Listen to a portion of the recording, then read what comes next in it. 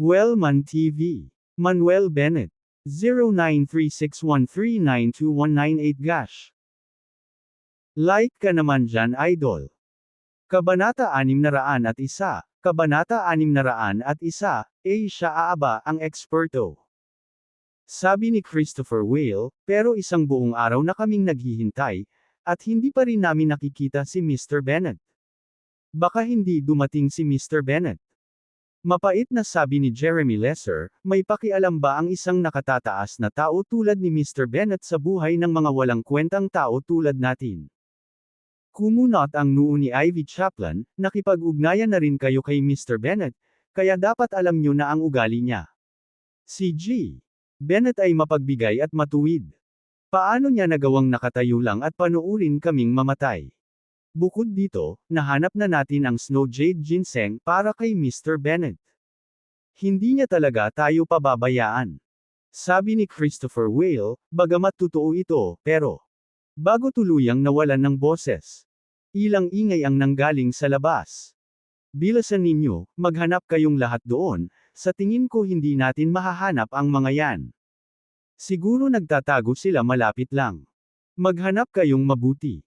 Kailangan natin silang mahanap. Kailangan nating makuha ang Snow Jade Ginseng.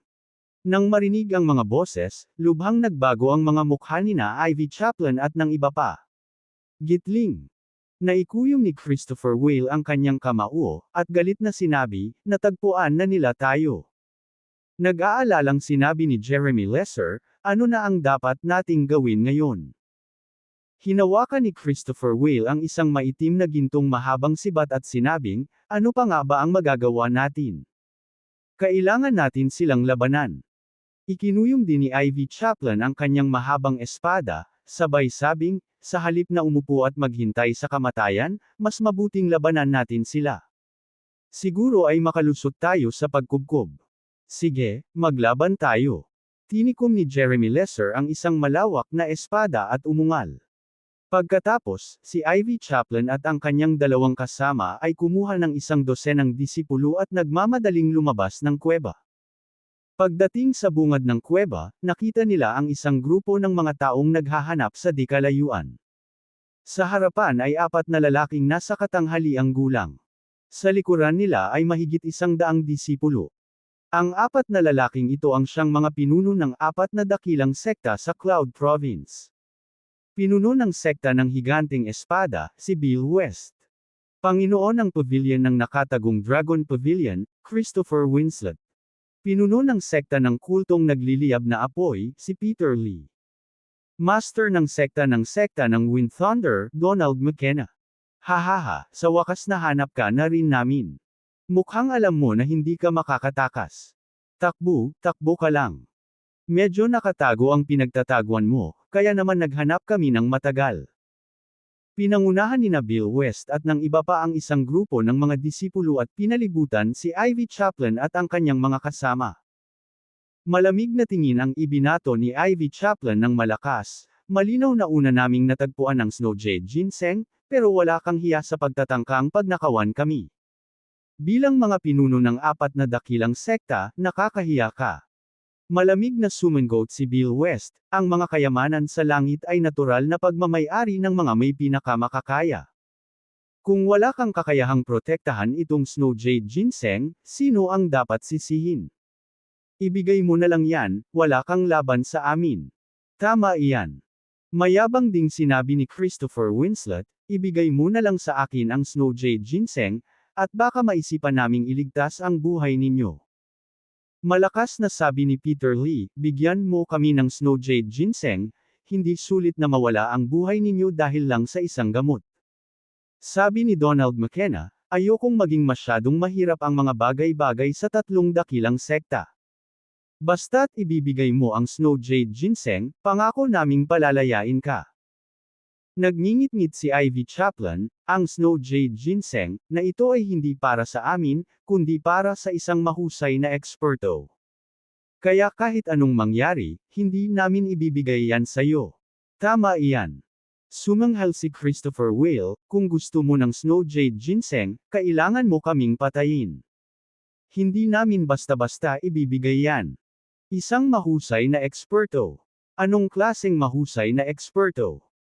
Ngumisi si Bill West, desperado kang maghanap ng Snow Jade Ginseng, para sa ekspertong ito, pero hindi ka naman iligtas ng ekspertong ito. Sulit ba? Nakutya rin si Christopher Winslet, sa tingin ko gumagawa ka lang ng dahilan. Naiinip na si Peter Lee at sumigaw, tinatanong kita sa huling pagkakataon, ibibigay mo ba ito o hindi? Hindi. Sabay-sabay na tumugon sina Ivy Chaplin, Christopher Whale, at Jeremy Lesser. Kung ganoon, huwag mo kaming sisihin. Sama-sama tayong lahat, pabagsakin sila. Patayin. Sa isang iglap, sina Bill West, Christopher Winslet, Peter Lee, at Donald McKenna ay pawang sumigaw sa galit at umatake. Patayin. Sumugod din sina Ivy Chaplin, Christopher Whale, at Jeremy Lesser papunta sa apat. Nagsimula na ring maglaban ang mga disipulo mula sa magkabilang panig. Isang matinding labanan ang biglang sumiklab sa lambak. Gayunpaman, ang grupo ni Ivy na may 3 miyembro ay mas mahina noong una kaysa sa grupo ni Bill West na may 4 na miyembro. Isa pa, nasugatan na sila kanina, kaya mas mahirap na para sa kanila ang lumaban ngayon. Kaya, pagkatapos ng 12-dosenang mga galaw, sina Ivy Chaplin, Christopher Whale, at Jeremy Lesser ay pawang nagpakawala ng isang kaawa-awang sigaw at napatalsik pabalik. Dumura ng dugo ang tatlo, dahilan para lalong lumala ang kanilang mga pinsala. Sinabi ko na sayo na hindi ka namin kayang tapatan, pero ayaw mong makinig. Ngumisi si Bill West at saka nagutos, patayin sila at kunin ang Snow Jade Ginseng. Habang nagsasalita siya, nagsimulang maglakad ang apat patungo sa grupo ni Ivy. Ngunit, nang malapit na silang kumilos, isang buntong hininga ang narinig mula sa di kalayuan. Hoy, kayong lahat ay mga pinuno ng sekta, sulit ba ang makipaglaban ng ganito kat hindi para lang sa iisang sangkap ng gamot? Nang marinig ang boses na ito, biglang nagulat ang lahat ng naroon. Sino ka? Lumabas ka. Umungol si Bill West. Gayunpaman, pamilyar na pamilyar ang boses kina Ivy Chaplin, Christopher Whale, at Jeremy Lesser. Nagpalitan ng tingin ang tatlo, at ang kanilang mga mata ay puno ng pananabik. Di nagtagal, 4 na figure ang tumalon pababa mula sa medyo mababang bundok ng nyebe at dahan-daang lumapag sa lambak. Ginoong Bennett. Si Mr. Bennett talaga yan. Dumating si Ginoong Bennett para iligtas tayo. Tuwang-tuwa ang grupo ni Ivy na binubuo ng 3 hanggang sa tumulo ang mga luha sa kanilang mga mata. Kaya, ang mga bagong dating ay sina Manuel Bennett, Lily Tisdale, Barden Bard, at Prajna Bates. Lumapit si Manuel Bennett at sinabi kay Ivy, Head Chaplain, ang hirap hanapin ng pinagtataguan mo. Medyo natagalan kami bago namin ito nahanap. Magalang na sumagot si Ivy, Mr. Bennett, nataranta po kami kanina kaya kami nagtago sa isang tagong lugar. Pasensya na po talaga. Ikinumpas ni Manuel Bennett ang kanyang kamay, hindi mo kailangang humingi ng tawad, nag-aalala lang ako na baka mahuli ako at malagay ka sa panganib. Nang marinig ang mga salita ni Manuel, sina Ivy, Christopher Whale, at Jeremy Lesser ay lubos na naantig. Lalo na sina Christopher Whale at Jeremy Lesser, na medyo nahihiya. Ngayon lang, nagduda sila na darating si Manuel para iligtas sila. Pero ngayon, saka lang nila napagtanto na masyado pala nilang pinag-iisipan ang mga bagay-bagay. Nahuli pala si Mr. Bennett dahil hinahanap niya sila. Itinaas ni Bill West ang isang higanteng espada sa kanyang kamay at nagtanong ng nanginginig, Bata, sino ka? At paano ka nang ahas na makialam sa aming mga gawain? Sumigaw si Ivy, Bill West, makinig kang mabuti. Ito si Mr. Bennett, ang ekspertong nabanggit natin. At ang Snow Jade Ginseng, ay para kay Mr. Bennett. Kaya ikaw ang ekspertong pinag-uusapan nila. Ngumisi si Christopher Winslet, Bata, duda ako na ikaw pa ang unang tumubo ng buhok sa mukha mo. Karapat-dapat ka ba talagang tawaging eksperto? Kumaway si Peter Lee nang may pagwawalang bahala, Bata, manatili ka lang sa malamig na lugar at huwag kang gumawa ng gulo dito. Kabanata 602, Kabanata 602, Madaling Malutas. Tinitigan ni Manuel Bennett ang grupo ni Bill West na may 4 na miyembro at sinabing, bibigyan ko kayo ng pagkakataon, umalis na kayo. Kung hindi, wala kang pagkakataong umalis. Napangisi si Bill West, bata, anong kalokohan ang pinagsasabi mo? Ang dami namin dito, paano kami matatakot sa iilang maliliit na tulad mo? Nakutsa rin si Christopher Winslet, at ang lakas ng loob mong sabihing binibigyan mo kami ng pagkakataon. Sino ka sa akala mo? Sabi ni Ivy Chaplin, Bill West, Christopher Winslet, mabuti pang umalis na kayong dalawa bago pa man magalit si Mr. Bennett. Hindi pa katagalan, pinatay ni G. Bennett ang lahat ng elder ng Mysterious Doctor Sect nang mag-isa at nilipol ang sekta. Kahit na may kaunting lakas ang iyong 4 na dakilang sekta, hindi ito gaanong naiiba sa Mysterious Doctor Sect. Gusto mo bang lipulin din ni Mr. Bennett ang mga sekta mo? Nang marinig ito, bahagyang nagbago ang ekspresyon ng grupo nina Bill West at Christopher Winslet. Pero maya-maya lang, nagtawanan na sila. Sabi ni Bill West, Ivy Chaplin, sa tingin mo ba maniniwala ako sa kalokohan mo? Isang batang mag-isa lang ang pumuksa sa Mysterious Doctor Sect. Sa tingin mo ba isa siyang immortal? Tama. Ngumisi rin si Christopher Winslet, kahit na mag-imbento ka ng kasinungalingan, hindi ba dapat mas kapanipaniwala iyon? Bumantong hininga ng marahan si Manuel Bennett at walang pakialam na sinabi, kung gayon, kayong 4 ay lumapit sa akin ng sama-sama. Kung hindi ko kayo kayang patumbahin lahat sa isang galaw lang, magagawa niyo ang kahit anong gusto niyo sa akin. Bata, hindi na kailangan tayong 4. Ako lang, sapat na. Umungol si Bill West, hawak ang isang malaking berdeng espada, at sumugod kay Manuel Bennett.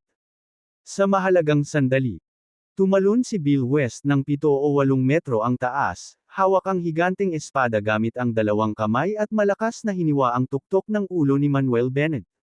Shattered Star Sword Art. Isang dagandong ang sinabayan ng gitling. Sa isang hampas ng kanyang espada, sumipol ang matinding hangin, dumagundong ang sword shi, at ito ay napakalakas. Ang nakasisilaw na berdeng ilaw ay nagliwanag sa lambak, napakaningning na parang isang kalawakan. Ang yelo at nyebe sa lupa ay kinayod ng patong-patong at tinangay sa kalangitan.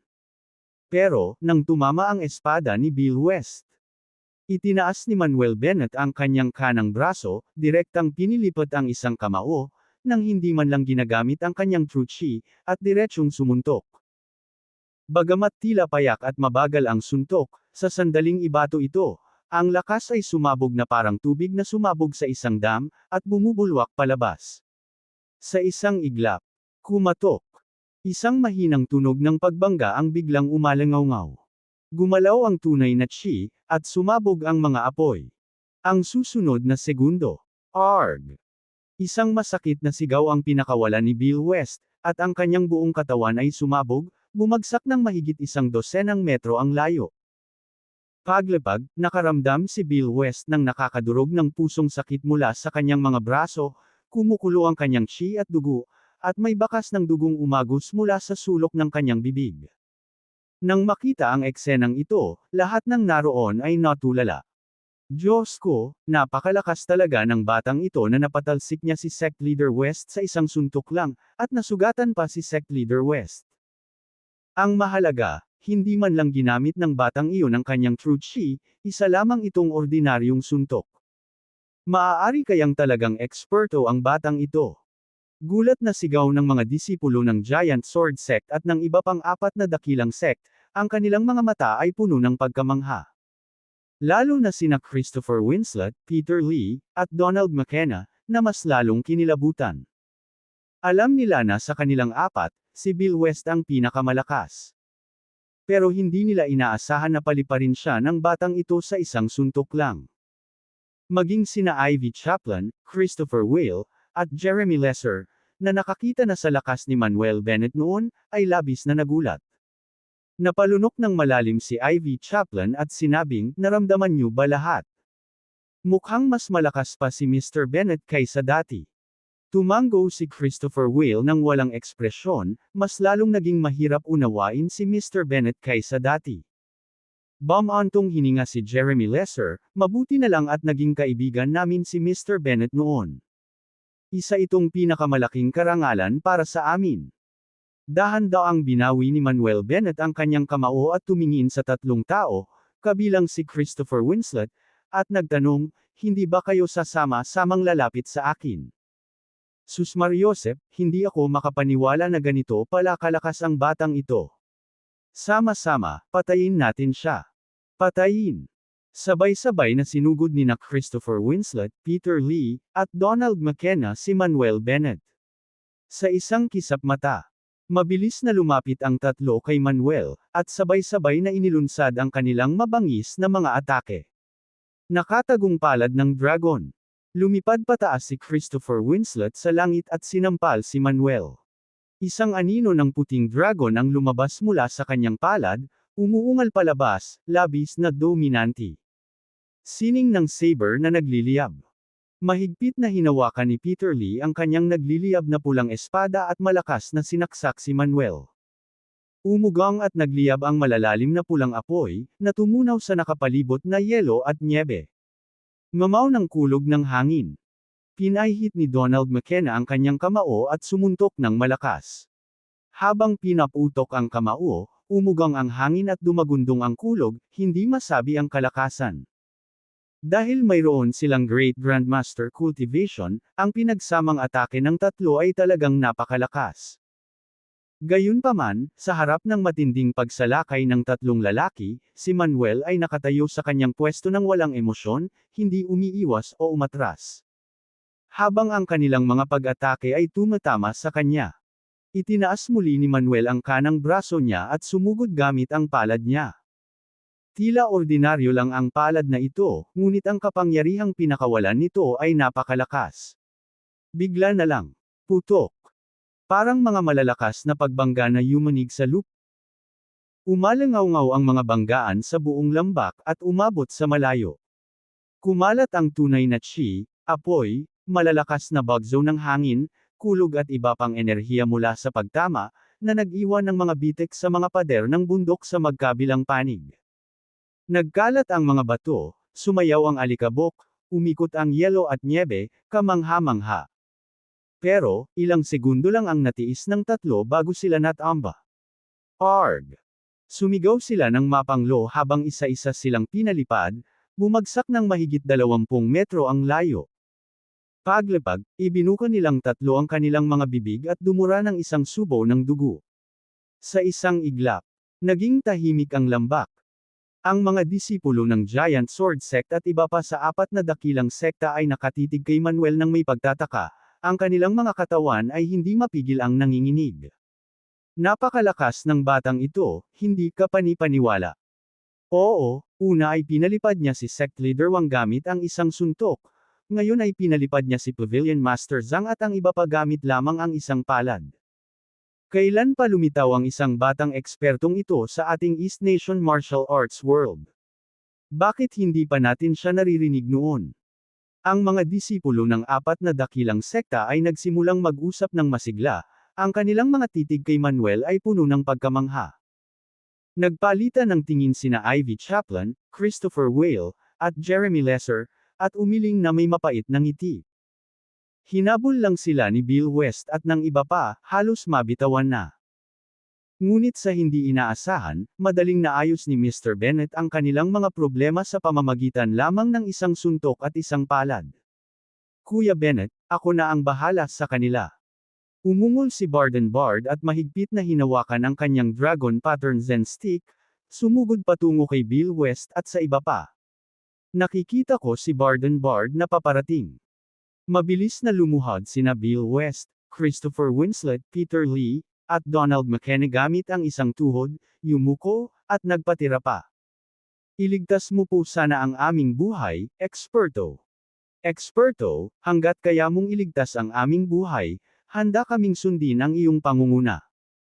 Eksperto, dahil naghahanap ka ng mga kayamanan sa langit, mas mabuti kung mas marami kang tao. Handa rin kaming tulungan kang mahanap ang mga ito. Oo, eksperto, kahit na ang ating 4 na dakilang sekta ay hindi mga matataas na antas ng sekta, itinuturing pa rin tayong mga nasa gitnang antas, at tiyak na makakatulong kami sa iyo. Pagkarinig nito, agad na sumigaw si Manuel, Bardon, iligtas mo sila. Bulong ni Bardon, Kuya Bennett, bakit mo sila patatawarin? Patayin na lang natin sila. Kabanata 603, Kabanata 603, Sky Rank ang 18. Lumapit si Manuel Bennett at sinabing, Bardon, kahit anong mangyari, ang 4 na taong ito ay pinuno pa rin ng kanilang mga sekta. Sayang kung papatayin sila ng ganoon lang. Kaya, sa kanyang palagay, kahit na ang mga sektang ito ay hindi kasing lakas ng mga nangungunang sekta tulad ng 10,000 of Swords Gate, bahagi pa rin sila ng ancient martial arts. Kung mapag-iisa niya ang maraming sinaunang sekta ng martial arts, ito ay magiging isang puwersang hindi dapat maliitin. Magiging napaka-convenient nito kung tutulong man sila sa kanya sa pagkolekta ng mga materyales na panggamot o sa iba pang mga bagay. Kung gusto niyang maging numero 1 tao ng East Nation, dapat ay marami siyang tagasunod. Pagkatapos, ikinumpas ni Bennett ang kanyang kamay sa ere, lumikha ng bugzo ng hangin upang buhatin si Bill West at ang 3 pa. Nakikita kong hindi kayong 4 masasama. Hindi ko kayo papatayin. Dahil handa kayong lahat na sumunod sa akin, magkapatid na tayo mula ngayon. Siyempre, kung maglalakas loob kang pagtaksilan ako, alam mo ang kahihinatnan. Yumuko si Bill West at sinabing, Ginoo, isang karangalan para sa amin na tawagin kayong aming kapatid. Paano namin kayo nagawang pagtaksilan? Itinaas ni Christopher Winslet ang kanyang kamay at sinabing, Ginoo, kung ipagkanulo ko kayo, tamaan sana ako ng 5 kulog. Parehong itinaas nina Peter Lee at Donald McKenna ang kanilang mga kamay at nanumpa. Tumango si Bennett at sinabing, ang pangalan ko ay Manuel Bennett. Huwag mo akong tawaging Ginoo. Tawagin mo na lang akong Ginoong Bennett. Opo, Ginoong Bennett. Tumango sina Bill West at ang 3 pa bilang pagsang-ayon. Mr. Bennett, pakitingnan po. Ito na ba ang Snow Jade Ginseng na hinahanap ninyo? Sa sandaling ito, tumakbo palapit si Lucy Tanner at iniabot ang isang kahon na gawa sa kahoy kay Manuel Bennett. Kinuha ni Bennett ang kahon at binuksan ito, kitang-kita ang pananibik sa kanyang mga mata. Sa loob ng kahon ay may isang ginseng na kasing puti ng nyebe, na kasing puti ng jade na gawa sa taba ng tupa. Kahit na kasing laki lamang ito ng palad ng isang matanda, puno ito ng espiritual na enerhiya. Ang Jade Dragon Snow Mountain na ito ay tunay na karapat-dapat na maituring na isa sa mga banal na bundok ng East Nation, dahil kaya nitong gumawa ng mga ganitong materyales na panggamot. Ito mismo ang Snow Jade Ginseng na kailangan ko. Sumagot si Manuel Bennett, na nagpapahayag ng kanyang pasasalamat, Head Chaplain, maraming salamat. Ngumiti si Ivy Chaplain at sinabing, Mr. Bennett, isang karangalan para sa amin na matulungan ka. Oo, isang karangalan para sa amin. Tumawa rin sina Christopher Whale at Jeremy Lesser, na may pagmamalaki. Tumango si Bennett at saka tumingin kay Bill West at sa 4 na iba pa, sabay sabing, bagamat ang Snow Jade Ginseng, ay isang dekalidad na materyal na panggamot, hindi ito magiging malaking tulong sa inyo. Napakamot ng ulo si Bill West at sinabing, Mr. Bennett, gusto rin naming gamitin ang Snow Jade Ginseng, para sa mas mahusay na pag-unlad ng aming cultivation. Sabi ni Bennett, kahit na inumin mo pa ang Snow Jade Ginseng, ilan lang sa truchi mo ang mapupuno nito. Imposibleng makalusot sa cultivation. Bukod dito, sa paggawa nito, walang alinlangang sinasayang mo ang mahalagang materyal na ito. Paano kung ganito? Bibigyan kita ng mas maganda, at pangako ko na makakatulong ito sa iyo na magtagumpay sa paglilinang. Ano yan? Mabilis na tanong ni Bill West. Pildores ng pagtitipon ng espiritu. Walang pakialam na sinabi ni Bennett ang 3 salita. Ano? Gathering Spirit Pill. Mr. Bennett, may Gathering Spirit Pills ka ba? Diyos ko, napakagandang elixir niyan para sa pagtulong sa cultivation. Ngayon ko lang narinig yan dati, pero hindi ko pa talaga nakikita. Kung mayroon tayong Gathering Spirit Pills, bakit pa natin aasikasuhin na nakawin ang Snow Jade Ginseng? Ginseng. Si Bill West at ang 3 pa ay namangha, Ang kanilang mga mata ay puno ng pagnanasa habang nakatingin kay Bennett. Ngumiti si Bennett at sinabing, "Pinino ko dati ang Gathering Spirit Pills at ibinigay ko lahat. Gayunpaman, hindi mahalaga. Maaari ko pang pinuhin ang aking sarili ngayon. Kapag naayos na ang mga ito, bibigyan ko kayo ng isa. Pinuhin mo na sila ngayon." Kumunot ang noo ni Bill West, "Isa ka bang alchemist? Dapat malaman na sa buong mundo ng sinaunang martial arts, ang mga alchemist ay napakabihira. Iilan lamang sa mga nangungunang sekta ang may mga alchemist, at kahit na ganoon, hindi pa rin sila marami. Kaya naman ang mga alchemist ay may mataas na katayuan sa mundo ng sinaunang martial arts." Ngumiti si Lucy Tanner at sinabing, "Si Ginoong Bennett ay isang napakalakas na alchemist. Noong una, binigyan ni Mr. Bennett kaming tatlo ng tig-iisang Gathering Spirit Pill. Pagkatapos itong makuha, ang ating mga antas ng cultivation ay tumaas ng tig-isang realm. Parehong tumango sina Zhao Longteng at Luo Chenchuan. Dahil dito, isinugal nila ang kanilang buhay upang tulungan si Manuel Bennett na makahanap ng mga materyales na panggamot." Taglay ang pananabik sa puso, sinabi ni Bill West, "Kailangan nating abalahin si Mr. Bennett kung gayon. Kailangan nating abalahin si Mr. Bennett." Naghawak kamay din sina Christopher Winslet at ang iba pa. "Walang problema, maliit na bagay lang." Ikinumpas ni Manuel Bennett ang kanyang kamay at saka kinuha ang Medicine King Cauldron at ilang mga materyales na panggamot na kailangan upang pinuhin ang Gathering Spirit Pill mula sa kanyang storage ring. Matapos itong pag-isipan, nagplano si Manuel Bennett na pinuhin pa ang ilan pang chi replenishing pills at enhancing pills na magagamit niya. Ang makitang si Manuel Bennett ay kumukuha ng napakaraming bagay mula sa isang maliit na singsing. Bulalas ni Bill West, "Mr. Bennett, maaari kayang ang singsing na suot mo ay ang maalamat na singsing na imbakan." Sabi ni Manuel Bennett, "Matalas talaga ang iyong mga mata." Nang malaman ni na Bill West at ng iba pa na si Manuel Bennett nga ang suot na singsing na pangimbak, mas magalang pa ang mga titig na ipinukol nila kay Manuel Bennett. Ang binata sa harap nila ay nagtataglay ng mga kayamanan na sinasabing pag-aari lamang ng mga cultivator, na sapat na upang patunayan na hindi siya ordinaryo. Matapos kumuha ng isang malaking tumpok ng mga materyales na panggamot, naghanda si Manuel Bennett na simulang pinuhin ang mga tableta. Ngunit sa sandaling ito, isang malalim at makapangyarihang boses ang narinig. "Sino ang maglalakas loob na magingay dito at manggulo sa aking pag-iisa?" Ang tunog ay puno ng enerhiya, umalangaw sa buong lambak. "Sino yan? Bilisan mo, tumingin ka roon." Dali-daling sinundan ni na Manuel Bennett at ng iba pa ang tunog. Nakita nila ang isang matandang taoista na nakatayo sa isang bundok ng nyebe di kalayuan. Ang matandang taoista ay nakasuot ng kulay abong damit na taoista, may kulay abong puting buhok at balbas, may hawak na whisk sa kanyang kamay, at may hawak na mahabang espada sa kanyang likod. Mukha siyang ethereal at may anyo ng isang naliwanagang eksperto. Gayunpaman, nang makita ang matandang taoistang ito, biglang nagbago ang ekspresyon ni na Ivy Chaplin at iba pa. Ito ba ang Soaring Cloud Hermit, na si Nicholas Lester? Diyos ko! Si Ginoong Lester talaga to. Bakit nandito si Ginoong Lester?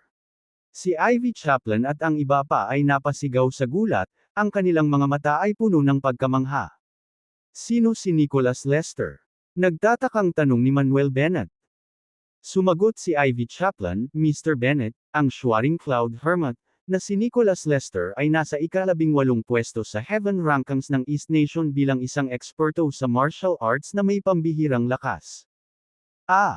Tumango si Manuel Bennett ng may kamalayan, kaya ang lalaking ito ay isang Heaven Rankings expert, pero hindi siya mukhang kahanga-hanga. Sa kanyang pananaw, bagamat dapat ay maraming eksperto sa mga ranggo ng langit at lupa, marami rin namang mga taong pangkaraniwan lamang. Bukod dito, maraming mga nakatagong eksperto sa East Nation na hindi kasali sa dalawang listahang ito. Nang marinig ito, namutla ang mukha ni Bill West at dali-daling sinabi, "Mr. Bennett, hindi mo dapat sabihin ang mga ganyang bagay. Kung marinig ito ni Ginoong Lester, tapos na tayo." Oo, Oo, kailangan nating magpakita ng higit na respeto kay Mr. Lester. Sumang-ayon din si Christopher Winslet. Tumango rin si Ivy Chaplin at ang iba pa, dahil sa takot na baka magkamali si Manuel Bennett sa sasabihin at masaktan si Nicholas Lester. Sa sandaling ito, tumalon si Nicholas Lester mula sa Snow Mountain at maayos na lumapag sa harap ni Manuel Bennett at ng iba pa matapos gumuhit ng mataas na parabolic arc sa hangin. Si Lucy Tanner, sect master ng Spread Moon Sect, ay nagbibigay ng kanyang pagpupugay kay Mr. Lester. Si Christopher Whale, pinuno ng sekta ng Dragon God Sect ay nagbibigay ng kanyang pagpupugay kay G. Lester. Si Jeremy Lesser, sect master ng Primordial Chaos Sect, ay nagbibigay ng kanyang pagpupugay kay Mr. Lester. Sabay-sabay na yumuko si Ivy Chaplin at ang iba pa kay Nicholas Lester, ang kanilang kilos ay kapwa magalang at Kabanata 604, Kabanata 604, wala talaga akong ginawang kakaiba. Hawak ni Nicholas Lester ang isang pamunas ng alikabok sa isang kamay, ang isa naman ay nasa likod ng kanyang likuran, at mayabang siyang tumango. Gayunpaman, nang mapansin niyang hindi yumuko sa kanya sina Manuel Bennett, Lily Tisdale, Barden Bard, at Progna Bates. Kumunot ang noo niya, bakit hindi kayo yumuko sa akin? May sasabihin sana si Manuel Bennett. Nagmadaling ngumiti si Ivy Chaplin at sinabing, Mr. Lester, hindi ka talaga kilala nitong si Mr. Bennett, kaya nakalimutan niya ang kanyang asal. Umaasa kaming mapatawad mo siya. Kumunot ang noo ni Nicholas Lester, mayroon ba talagang mga tao sa East Nation na hindi nakakakilala sa akin? Nako, napakamayabang ba ng lalaking ito? Agad na nagalit si Barden Bard, hiniling na sana niya na suntukin ang matandang ito sa mukha. Malamig na tinitigan ni Nicholas Lester si Barden Bard, habang sinasabi sa malalim na boses, ano ang sinasabi mo, monghe? Nagmadaling sumagot si Christopher Whale, hindi, walang sinabi ang batang Panginoon na ito. Bumantong hininga ng malamig si Nicholas Lester, halatang hindi siya nasiyahan. Ginoong Lester, ano po ang dahilan kung bakit kayo nandito? Mabilis na binago ni Ivy Chaplin ang usapan. Itinaas ni Nicholas Lester ang kanyang ulo, kamakailan lang, naramdaman kong malapit na akong sumulong sa late stage ng Marshall Saint, kaya pumunta ako rito para magsagawa ng closed-door cultivation. Pero ngayon, ginugulo niyo na ako. Nang marinig ito, labis na namangha sina Ivy Chaplin at ang iba pa. Lumalabas na nandito si Nicholas Lester para sa cultivation breakthrough, at naglalayon pang maabot ang late stage ng Marshall Saint. Nakakatakot talaga ito. Tutal, wala pa ni isa sa kanila ang nakarating sa Marshall Saint realm. Agad na yumuko si Ivy Chaplin upang humingi ng tawad, Mr. Lester, pasensya na po, wala po kaming intensyong masaktan kayo. Sana ay mapatawad ninyo kami. Nagmamadali ring sinabi ni Christopher Whale, Mr. Lester, aalis na po kami agad at hindi na namin kayo guguluhin pa. Ang mga taong tulad ni Bill West ay nanginginig sa takot, nag-aalala na baka papatayin sila ni Nicholas Lester kung siya ay hindi nagustuhan. Sumulyap si Nicholas Lester sa Medicine King Cauldron at sa isang tambak ng mga materyales na panggamot sa tabi ng mga paa ni Manuel Bennett. Casual niyang sinabi, basta't ibibigay mo sa akin ang mga materyales na panggamot na ito at ang koaling ito, palalayain kita ng isang beses. Nakikita niya na ang mga materyales na panggamot na ito ay pawang napakahalaga, at ang maliit na kaldero ay isa ring kayamanan. Ano? Ito. Natagpuan nina Ivy Chaplin at ng iba pa ang kanilang mga sarili sa isang atsara. Ano, ayaw mo? Nagdilim ang mukha ni Nicholas Lester, at isang nakakatakot na aura at presyon ang nagsimulang kumalat. Agad na nakaramdam sina Ivy Chaplin at ang iba pa ng nakakasakal na presyon, pinagpapawisan sila ng husto at ng hina ang kanilang mga binti. Ito ba ang lakas ng isang Heaven Rankings expert? Nakakatakot talaga. Naglakas loob si Ivy Chaplin na sabihin, Mr. Lester, ang mga materyales na panggamot na ito at ang koaling iyon ay kay Mr. Bennett. Naku po, Ginoong Bennett, paano mo nagagawang tretuhin ng ganito kagalang ang batang ito? Lalong lumalim ang kawalang kasiyahan ni Nicholas Lester. Sumulyap siya kay Manuel Bennett at sinabi sa malamig na boses, "Bata, ibigay mo sa akin ang mga bagay na ito at papayagan ko kayong lahat na umalis." Halos sumabog na sa galit si Barden Bard. Pero itinaas ni Manuel Bennett ang kanyang kamay at nagsalita sa tonong natutuwa sa sarili, "Mr. Lester, iniisip mo ba na agawin agad ang mga iyon? Paano kung ako nga?" Walang pakialam na sagot ni Nicholas Lester. Tumigil ang tawa ni Manuel Bennett, malamig niyang sinabi, "Wala pang nagtangkang kumpiskahin ang mga gamit ko. Kahit na isa kang Heaven Rankings expert, bawal kang gawin yan. Kung aalis ka ngayon, pwede akong magpanggap na hindi ka sumipot. Pero, kung ipipilit mo pa ring agawin yan, huwag mo akong sisihin sa hindi pagiging magalang." Ha ha ha. Tumawa ng malakas si Nicholas Lester, puno ng pangungutya ang mukha, "Bata, ang yabang mo talaga, ang lakas ng loob mong kausapin ako ng ganito. Isang karangalan para sa iyo na gusto ko ang mga gamit mo. Dahil wala kang kaalam-alam sa sitwasyon mo, huwag mo akong sisihin. Ngayon, hindi lang mga gamit mo ang iiwan mo rito, kundi pati buhay mo rin ang iiwan mo." Nang marinig ang kanyang mga salita, ang mga mukha ni na Ivy Chaplin at ng iba pa ay lubhang nagbago, sila ay natakot ng walang malay.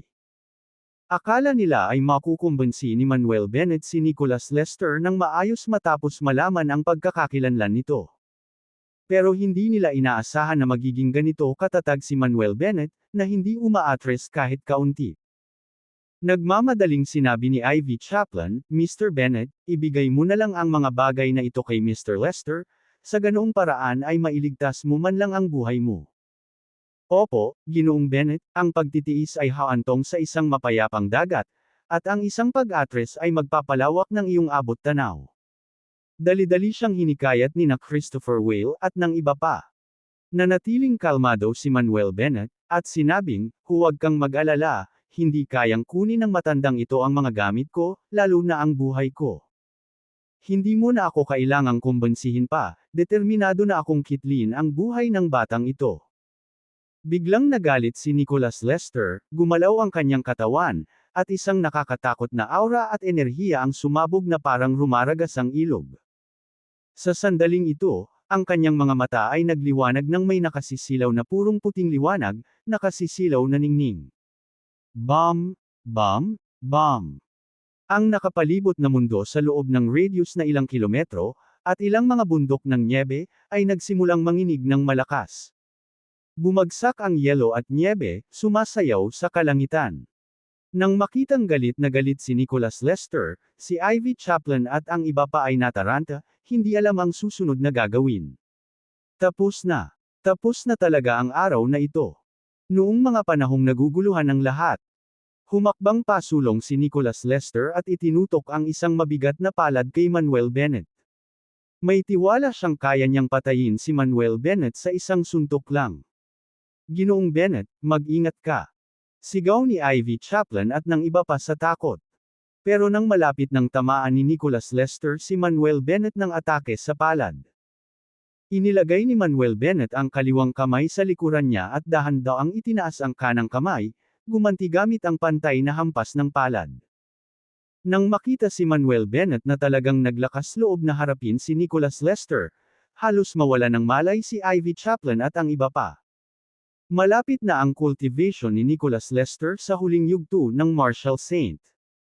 Paano kaya makakaligtas si Manuel Bennett pagkatapos ng palm attack na ito? Si Nicholas Lester naman, isang mapang-uyam na ngiti ang sumilay sa kanyang mukha. Isang hambog na batang to, ang lakas ng loob na harapin siya gamit ang palad. Malapit na ang kamatayan niya. Sa isang iglap, bam! Tunog. Nagbanggaan ang magkabilang palad at isang malakas na pagsabog. Kumalat ang mga alon ng enerhiya na parang mga avalanche, direktang tumakas kina Ivy Chaplin at iba pa.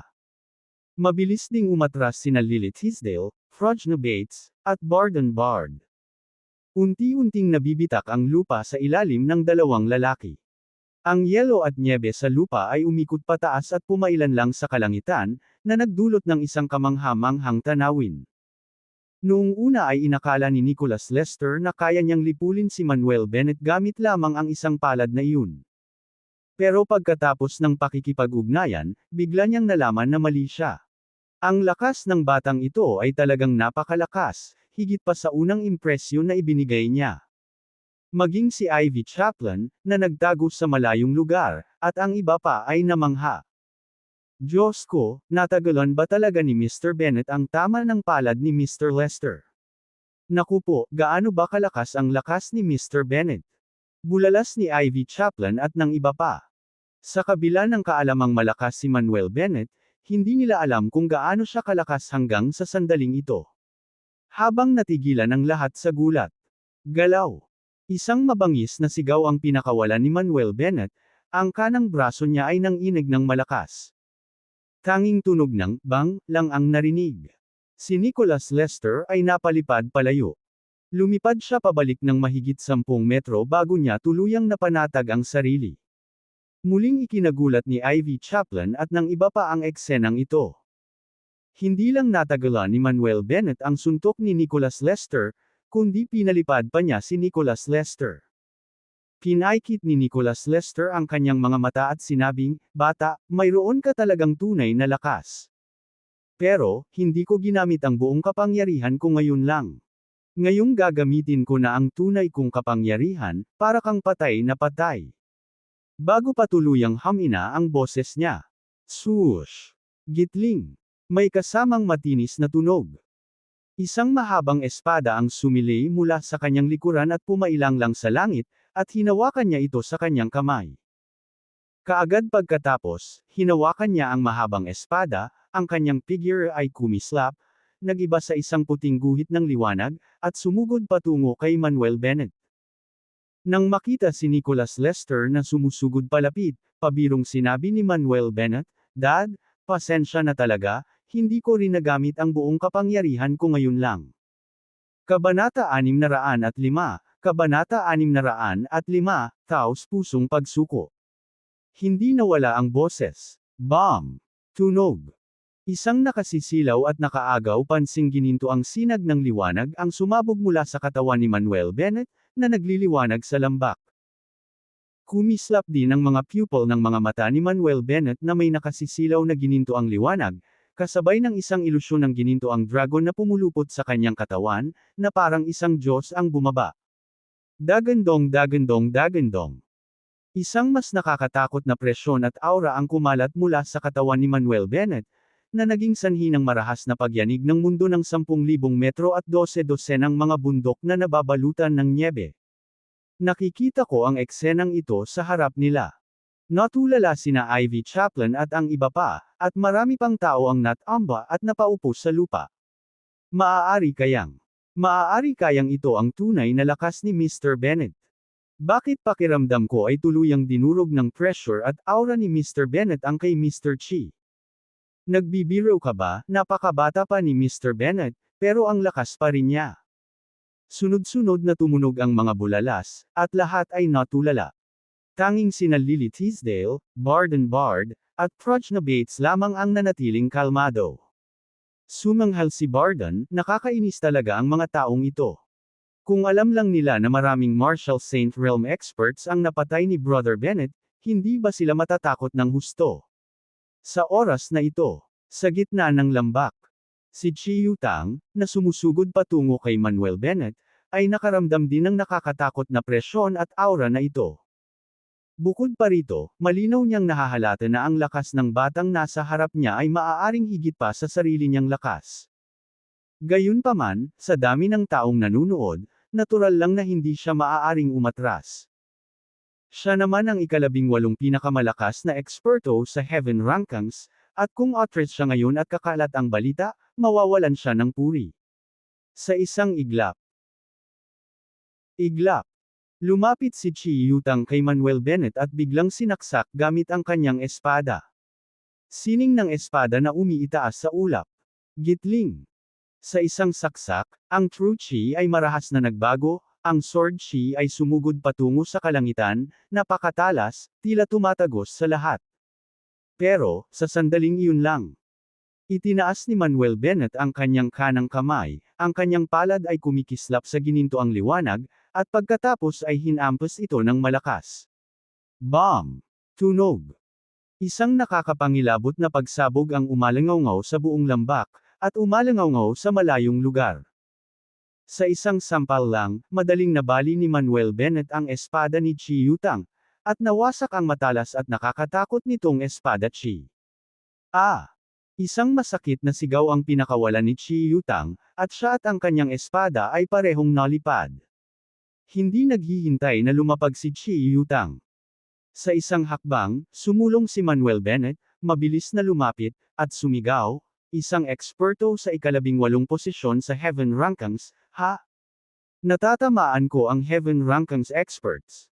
Kasabay noon, isa na namang sampal ang lumabas sa kamay ni Manuel Bennett. Hindi pa nakakalapag si Chi Yutang at muling sumigaw, habang ang buong katawan niya ay muling lumipad. Pero, hindi nagatubili si Manuel Bennett kahit isang sandali, at mabilis siyang hinabol muli. May lakas ka bang loob na agawin ang mga bagay sa akin? Nakakain ka ba ng pusong apdo ng leopardo? Habang tumunog ang isa pang dagandong. Tumalon si Manuel Bennett sa ere at sumipa. Muling humagulgol si Chi Yutang, nang siya ay sipain pabalik sa ere. Pero hindi pa rin tumigil si Manuel Bennett, hinabol siyang muli. Ano ka ba talaga?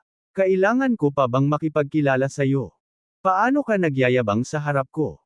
Tuturuan kita ng leksyon. Ang lakas ng loob mo pang pagbantaan ang buhay ko, karapat-dapat ka pa ba? Putok putok putok. Isang sunod-sunod na mahinang tunog ng kalabog ang umalangaw ng walang humpay. Sa mga susunod na minuto, sinuntok at sinipa ni Manuel Bennett si Nicholas Lester, dahilan para lumipad at lumutang ito sa kalangitan, hindi na muling bumagsak sa lupa. Si Ivy Chaplin at ang iba pang nakamasid mula sa malayo ay natulala, bawat isa ay nanlalaki ang mga mata, hindi makapaniwala sa pangyayaring nagaganap sa harap ng kanilang mga mata. Diyos ko, ganito ba kaina ang mga eksperto sa ranggo ng langit? Hinaibot ni Christopher Whale ang sulok ng kanyang bibig at nagtanong. Umiling si Ivy Chaplin at sinabing, hindi naman sa mahina ang mga heaven ranking experts, pero masyadong malakas si Mr. Bennett. Oo, kung tayo yan, malamang napatay na tayo ni Mr. Lester. Tanging isang tunay na eksperto tulad ni Mr. Bennett ang makakatalo kay Mr. Lester nang walang kahirap-hirap. Paulit-ulit na tumango si Bill West. Napalunok si Christopher Winslet, sabay sabing, buti na lang at naipahayag natin ang ating sinseridad kay Mr. Bennett, kung hindi, madali niya tayong madurog gamit ang isang daliri. Tumango rin sina Peter Lee at Donald McKenna, lihim na nakahinga ng maluwag na hindi nila lubos na na-offend si Manuel Bennett. Para kina Lily Teasdale, Barden Bard at Prajna Bates, hindi na sila nagulat. Alam nila na sa kasalukuyang lakas ni Manuel Bennett, kaya pa niyang pumatay ng mga eksperto sa Marshall King Realm. Lalo na't mga Marshall Saint Realm experts. Bam! Bam! Sinabayan ng huling mahinang tunog ng pagbagsak. Boom! Bumagsak ng malakas si Nicholas Lester sa lupa sa harap ni Ivy Chaplin at ng iba pa, may mga pasa at namamaga sa mukha, at may tumutulo na dugo mula sa sulok ng kanyang bibig. Nakita ko si Manuel Bennett na naglalakad palapit sa kanya. Dali-daling lumuhod si Nicholas Lester, nagmamakaawa sa umiiyak na boses, Mr. Bennett, pakiusap, huwag na, inaamin kong talunan, inaamin kong talunan. Sa ngayon, wala siyang pakialam sa reputasyon niya bilang isang eksperto, ang pinakamahalaga ay ang iligtas ang buhay niya. Masyadong malakas ang batang ito. Kung magpapatuloy ang laban, tiyak na mamamatay siya. Natatawang sabi ni Manuel Bennett, aaminin mo na bang natalo ka? Sa tingin mo ba isa itong paligsahan sa entablado ng labanan? Mabilis na sinabi ni Nicholas Lester, Mr. Bennett, hanggat hindi mo ako pinapatay, handa akong magpasakop sa iyo. Matapos lumapit si Manuel Bennett, same time niyang sinabi, sabihin mo sa akin, ano ang halaga mo sa akin? Huminga ng malalim si Nicholas Lester, Mr. Bennett, kahit hindi ako ang katapat mo, ako pa rin ang ika-18 pinakamalakas sa Heaven Rankings. Mayroon akong kaunting impluwensya sa parehong secular na mundo at sa sinaunang martial world. Sa hinaharap, kahit ano pa ang ipagawa mo sa akin, gagawin ko. Lumabas si Ivy Chaplin at sinabing, Mr. Bennett, si Mr. Lester ay may reputasyon kapwa sa secular at sinaunang mundo ng paglaban. Bukod pa rito, kahit medyo mayabang si Mr. Lester, wala naman siyang ginawang anumang bagay na labag sa langit o lupa. Mr. Bennett, paano kung iligtas ang buhay ni Mr. Lester? Hinikayat din ni Christopher Whale, Mr. Bennett, hindi ba't gusto mo ng tulong mula sa iba para maghanap ng mga materyales na panggamot? Makakatulong din si Mr. Lester. Sige, makakatulong talaga ako. Nagmamadaling sumang-ayon si Nicholas Lester, Mr. Bennett, sa mga nakalipas na taon ay nakakolekta ako ng ilang mga materyales na panggamot, at kung kailangan mo ang mga ito, maaari ko itong ibigay lahat sa iyo. Nag-isip sandali si Manuel Bennett, nadarama na kahit mahilig magpasikat si Nicholas Lester, hindi naman siya masamang tao. Bukod dito, isa rin siyang heaven rankings expert, at maaaring makatulong kung mananatili siya roon. Sa hinaharap, kung may mga bagay na hindi niya kayang hawakan ng mag-isa, maaari niya itong ipagkatiwala sa kanya. Sa kaisipang iyon, sinabi ni Manuel Bennett, Nicholas Lester, dahil nagmamakaawa si Head Chaplain at ang iba pa para sa iyo, hindi na kita papatayin. Salamat, Ginoong Bennett, at salamat sa inyong lahat. Mabilis na nagpasalamat si Nicholas Lester. Nagpatuloy si Manuel Bennett, Nicholas Lester, dahil handa kang magpasakop sa akin, magiging nasa iisang koponan na tayo mula ngayon. Hanggat tunay mo akong pinaglilingkuran, hindi kita aapihin. Siyempre, kung peke ang katapatan mo sa akin, hahanapin kita kahit saan ka magtago at patayin. Naiintindihan mo ba? Naintindihan ko. Paulit-ulit na tumanggo si Nicholas Lester, Mr. Bennett, lubos akong tapat sa iyo. Kung mayroon man akong kahit kaunting panlilinlang, ako, si Nicholas Lester, ay magkakaroon ng kakilakilabot na katapusan. Mabuti naman. Tumanggo si Manuel Bennett, saka tinulungan si Nicholas Lester na tumayo, at nagtanong, sabi mo lang nasa closed-door cultivation ka at sinusubukang makarating sa late stage ng Marshall Saint, di ba? Oo. Tumanggo si Nicholas Lester na may bahid ng pagkapahiya. Ayos lang. Ngumiti si Manuel Bennett at sinabing, kapag natapos ko ng pinuhin ang elixir, tutulungan kitang malampasan ang iyong cultivation. Kabanata 606, Makapangyarihang Panginoong Yang. Talaga. Nagliwanag sa tuwa ang mukha ni Nicholas Lester, matutulungan mo ba talaga akong makarating sa late stage ng Marshall Saint? Siyempre, kaya ko. Tumanggo si Manuel Bennett, nakikita kong ang antas ng iyong cultivation ay kalahating hakbang na lang ang layo mula sa late stage ng Marshall Saint. Sa kaunting tulong ko lang, makakamit mo ang tagumpay na ito. Hindi maitago ni Nicholas Lester ang kanyang pananabik, at napabuntong hininga, Mr. Bennett, kung matutulungan mo talaga akong makarating sa late stage ng Marshall Saint, ikaw ang aking tagapagligtas. Magiging lubos akong tapat sa iyo mula ngayon, handang ibuhos ang lahat ng aking lakas para sa iyo. Tutal, matagal na siyang natigil sa mid-stage Marshall Saint, kaya hindi siya nakagawa ng isang breakthrough. Tumigil. Hindi na kailangan ng mga deklarasyon ng katapatan. Hahatulan kita batay sa iyong mga kilos sa hinaharap. Kumaway si Manuel Bennett, sabay sabing, sige, manood lang kayo, sisimulan ko ng pinuhin ang mga table tasks. Pagkasabi niyan, inihagis ni Manuel Bennett ang Medicine King Cauldron sa ere, at iniwan ito sa ere gamit ang kanyang true chi. Sumunod, itinaas ni Manuel Bennett ang kanyang kanang kamay, habang magkadikit ang hintuturo at gitnang daliri, patuloy na naglalabas ng kanyang true fire mula sa loob ng kanyang katawan, na nagliliyab ng matindi sa ilalim ng Medicine King Cauldron. Nang magsimulang uminit ang Medicine King Cauldron, ginamit ni Manuel Bennett ang kanyang true chi, at ikinumpas ang kanyang kaliwang kamay. Gitling. Nakita ng lahat ang yelo at nyebe mula sa kalapit na Snow Mountain na umikot at bumagsak sa Medicine King Cauldron. Hindi gaanong marumi ang snow mountain dito, kaya ang paggamit ng tubig na yelo mula rito para sa peel refinement ay magbubunga ng magagandang resulta. Nang bumagsak ang yelo at nyebe sa Medicine King Cauldron, mabilis itong natunaw at naging kumukulong tubig, at pumailan lang sa mausok na ulap. Nang kumulo ng husto ang tubig sa loob ng Medicine King Cauldron, muling ikinumpas ni Manuel Bennett ang kanyang kaliwang kamay. Ang mga tangkay ng mga materyales na panggamot ay tumilapon pataas sa kalangitan at nahulog sa Medicine King Cauldron.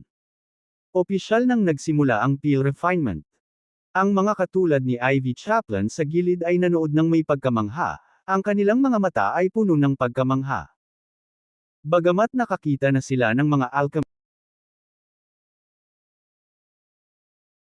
nagpipino ng mga tableta dati, ngayon lang sila nakakita ng alchemist na tulad ni Manuel Bennett na nagmumukhang napakaganda sa paningin, na parang gumaganap ng isang obra maestra. Bumantong hininga si Nicholas Lester, sabay sabing, hindi mahirap makita mula sa teknik ng pagpino ng peel ni Mr. Bennett na isa talaga siyang mahusay na alchemist. Ang ganitong uri ng alchemy art ay malamang na walang kapantay kahit ang mga alchemist sa mga nangungunang sekta. Tumango sina Ivy Chaplin at ang iba pa, lubos na humahanga kay Manuel Bennett. Dahan-daang damaloy ang oras. Unti-unting dumilim ang kalangitan. Nakapagpino rin si Manuel Bennett ng ilang elixir, tulad ng Gathering Spirit Peel, Replenishing Chi Peel, Blood Activation Peel, Nurturing Origin Peel, at iba pa. Nang matapos ang pagpipino, inilagay ni Manuel Bennett ang Medicine King Cauldron at ang natitirang mga materyales na panggamot sa kanyang imbakan at pagkatapos ay sinimulang iimbak ang mga elixir sa maliliit na bote ng porselana. Sina Nicholas Lester, Ivy Chaplin, at ang iba pa ay nakatitig lamang ng blanko sa mga elixir na ito sa kanilang harapan, literal na naluluha. Tumawa si Manuel Bennett, sabay sabing, sige, tingnan ninyo kayo, malapit nang malaglag ang mga mata ninyo. Napakamot ng ulo sina Nicholas Lester, Ivy Chaplin, at ang iba pa habang nahihiyang ngumiti. Matapos iimpake ang mga elixir, nagbigay si Manuel Bennett ng ilan kina Nicholas Lester, Ivy Chaplin, at sa iba pa. Salamat sa pagbibigay sa amin ng mga elixir na ito, Mr. Bennett. Tunay ngang mapagbigay si Mr. Bennett. Ang pagsunod sa iyo ang pinakamahusay na desisyon na nagawa namin. Mr. Bennett, kahit pahilingin mo sa amin na umakyat sa bundok na may kutsilyo o tumalon sa dagat ng apoy, hindi kami kailanman tatanggi. Tuwang-tuwa sina Nicholas Lester, Ivy Chaplin, at ang iba pa at paulit-ulit na nagpahayag ng kanilang pasasalamat. Akala nila noong una ay ilang tableta lang ang ibibigay sa kanila ni Manuel Bennett, ngunit hindi nila inaasahan na makakatanggap sila ng tig-iilang bote. Sumagot si Manuel Bennett ng nakangiti, sabi ko naman sayo, hindi ko minamaliit ang mga kaibigan ko. Hanggat tapat kang nagtatrabaho para sa akin, bibigyan kita ng mas magagandang bagay sa hinaharap. Nang marinig ang mga salitang ito, sina Nicholas Lester, Ivy Chaplin, at ang iba pa ay napaiyak. Matapos tipunin ang natitirang mga elixir, sinabi ni Manuel Bennett, sige, gagamutin ko muna ang mga sugat mo, pagkatapos ay tutulungan ko si Mr. Lester na mapahusay ang kanyang cultivation level. Mr. Bennett, marunong ka rin ba ng mga kasanayang medikal? Nagtatakang tanong ni Nicholas Lester. Mabilis na sumagot si Ivy Chaplin, Mr. Lester, maaaring hindi mo ito alam, ngunit hindi lamang si Mr. Bennett ay may kasanayan sa medisina, ang kanyang mga kasanayan sa medisina ay napakalalim. Madali niyang pinagaling ang aming malalang mga panloob na pinsala. Napakaganda niyan. Bumantong hininga si Nicholas Lester at sinabing, nagsasanay si Mr. Bennett ng martial arts, alchemy, at mahusay din siya sa medisina, kaya niyang gawin ang lahat. Nakangiting dagdag ni Christopher Whale, si Mr. Bennett ay isa ring arts master. Ano? Nang inag ang katawan ni Nicholas Lester nang bulalas niya, hanga ako, tunay akong humanga. Si Mr. Bennett ay hindi lamang isang ordinaryong tao, isa siyang makalangit na guro. Naiinis na sumagot si Manuel Bennett, sige, huwag muna akong papurihan. Umupo ka lang nang nakakrus ang mga paa, uminom ng Gathering Spirit Peel, at tutulungan kitang maabot ang iyong cultivation level. Sige, sige. Tumango si Nicholas Lester, pagkatapos ay umupo ng nakakros ang mga paa at lumunok ng isang tableta. Nang maubos ang tableta, ipinikit ni Nicholas Lester ang kanyang mga mata at sinimulan ang kanyang pagsasanay sa cultivation. Pagkatapos ay dumampot si Manuel Bennett ng 3 pilak na karayom, na mabilis niyang itinusok sa 3 pangunahing acupoint sa ulo ni Nicholas Lester. Si Ivy Chaplin, na nakatayo malapit, ay nagtatakang nagtanong, Mr. Bennett, makakatulong ba ang pagtusok ng pilak na karayom sa ulo ni Mr. Nicholson na mapabilis ang kanyang cultivation? Siyempre, pwede. Tumango si Manuel Bennett at sinabing, ang ulo ang pinagmumula ng lahat ng yang energy, na kinabibilangan ng asensya ng lahat ng 5 organo at ang yang energy ng 6 na lamang loob. Ang paraan ng pagpasok ng karayom sa tuktok ng ulo ni Mr. Nicholson ay upang paganahin ang yang energy ng kanyang katawan at i-unlock ang kanyang potensyal. Tutal, tumatanda na si Mr. Nicholson, at medyo hindi pa sapat ang kanyang yang energy. Siyempre, ang pangunahing dahilan ay kalahating hakbang lang ang layo ng kanyang cultivation mula sa late stage ng Marshall Saint, kaya naman makakatulong ang paraang ito para makalusot siya. Kung napakalayo niya sa late stage ng Marshall Saint, hindi magiging gaanong kapaki-pakinabang ang paraang ito. Nakikita ko. Magalang na kinilala ni Ivy Chaplin, marami akong natutunan. Ang tingin ni Christopher Whale at ng iba pa kay Manuel Bennett ay puno ng paghanga. Sa kanilang pakikasama sa binata, tila marami silang natutunan. Wala pang kalahating oras ang lumipas. Putok. Biglang nakaramdam si Nicholas Lester ng mahinang ugong mula sa kanyang tiyan. Ang susunod na segundo. Isang malakas na ungol ang pinakawalan ni Nicholas Lester, biglang nanlaki ang kanyang mga mata, at 2 nakasisilaw na guhit ng liwanag ang lumabas mula sa kanyang mga pupil. Isang daluyong ng pressure na katumbas ng pagbagsak ng bundok ang sumabog mula sa kanyang katawan, na naging dahilan ng pag-ungol ng lupa at mga bundok. Lumipas ang ilang minuto. Sa wakas ay bumalik na sa katahimikan ang lahat. Pagkatapos ay ikinumpas ni Manuel Bennett ang kanyang kanang kamay at binawi ang mga pilak na karayom. Sa sandaling ito, nagliliwanag ang mukha ni Nicholas Lester, mataas ang kanyang espiritu, at iba ang kanyang aura kumpara dati. Mabilis siyang tumayo at yumuko ng malalim kay Manuel Bennett, "Salamat po, Ginoong Bennett, sa pagtulong sa akin sa pag-unlad ng aking cultivation. Walang hanggan ang pasasalamat ko sa iyong kabaitan. Pamilya tayong lahat, huwag mo nang banggitin yan." Kumaway si Manuel Bennett, sumulyap sa langit, at sinabing, "Dumidilim na. Dapat na tayong umalis dito sa lalong madaling panahon."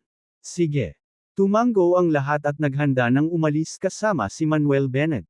Pero sa sandaling ito, mula sa malayo ay nagmula ang mga ungol. "Tumigil kayong lahat dyan.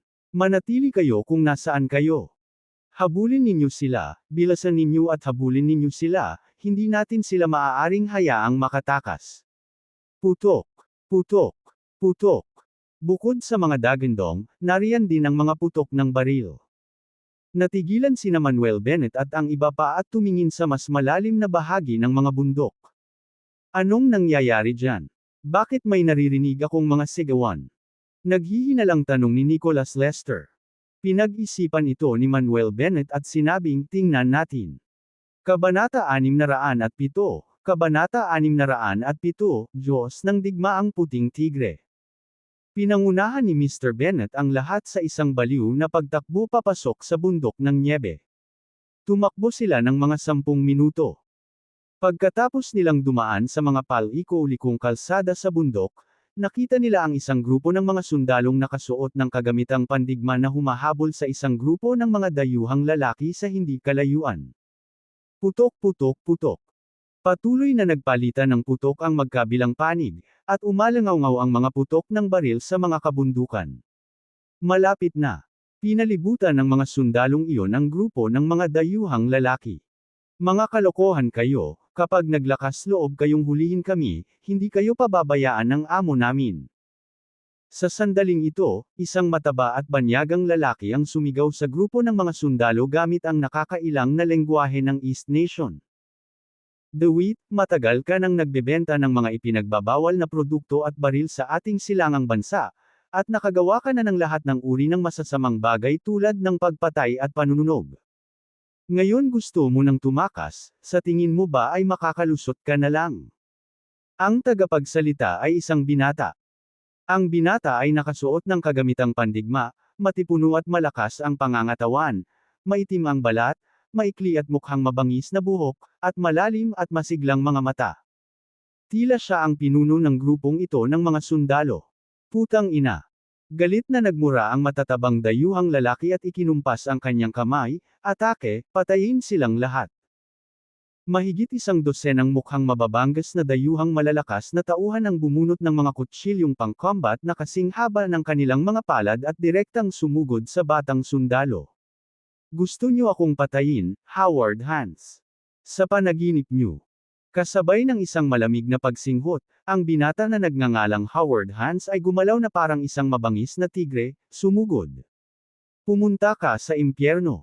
Itinaas ng ilang dayuhang malalakas na tauhan ang kanilang mga combat knife at sinaksak si Howard Hans. Kayo ang dapat mamatay. Isang galit na ungol ang pinakawala ni Howard Hans, na kasing nakabibinging ungol ng tigre. Pinahit niya ang kanyang kamao at direktang pinasabog ito. Habang inilulunsad ang suntok na ito, isang puting gininto ang truchi ang kumislap sa kanyang kamao, binasag ang hangin at lumikha ng sunod-sunod na mga pagsabog. Babum babum babum. Ang suntok ni Howard Hans ay napakalakas, direktang nabasag ang mga combat knife sa kamay ng ilang dayuhang malalakas na lalaki, at pagkatapos ay malakas na tumama sa kanilang mga dibdib. Sa sunod-sunod na hiyawan, ang mga dayuhang malalakas na lalaking ito ay natamba ng mahigit 10 metro. Habang sila ay bumagsak sa lupa, bumulwak ang dugo mula sa kanilang mga bibig, nang inig ang kanilang mga katawan, at hindi nagtagal ay namatay sila. Kung kailan pinalalayas ng husto ang mga dayuhang malalakas na tauhan na ito. Para lamang makita, ilan pang mga dayuhang malalakas na tauhan ang sumugod mula sa likuran, hawak ang kanilang mga kutsilyong pang-combat at sinasaksak ang likod ni Howard Hans. Pero, sa sandaling iyon, malapit nang tumama ang mga kutsilyong pang-combat. Biglang lumingon si Howard Hans at inihagis ang isang binti. Putok putok putok. Gumuho ang mga dibdib ng mga dayuhang malalakas na tauhan na nagtangkang tambangan siya, at ang kanilang mga katawan ay direktang lumipad. Habang sila ay tumilapon pabalik, ang dugo ay tumalsik mula sa kanilang mga bibig, nahulog sila ng mahigit 20 metro ang layo at namatay agad. Matapos patayin ang mga dayuhang malalakas na lalaking ito. Kumislap ang figure ni Howard Hans, naging isang puting gininto ang agos ng liwanag, sumugod patungo sa natitirang mga dayuhang malalakas na tao. Sa oras na ito, sa isang gilid ng burol na wala pang 500 metro ang layo. Pinapanood ni G. Bennett at ng iba pa ang labanang ito.